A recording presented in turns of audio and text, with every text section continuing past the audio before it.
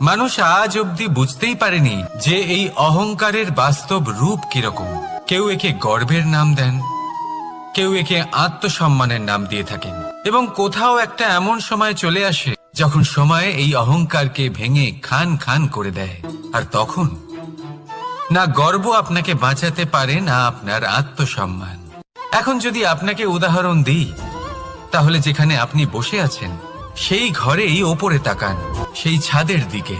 যদি এই ছাদ অহংকার করতে থাকে যে দেখো, আমি তো সব থেকে উঁচু জায়গায় আছি, আমার চেয়ে ওপরে আর কেউ নেই, আমি এই ঘরে থাকা সমস্ত ব্যক্তিকে ছায়া প্রদান করি, যদি এই অহংকার এসে যায় তাহলে কি?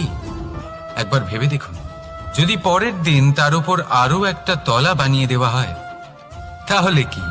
এই ছাদ, যার নিজের উঁচু হবার অহংকার ছিল, যে সব থেকে ওপরে ছিল, সে এবার পায়ের তলায় চলে এসেছে।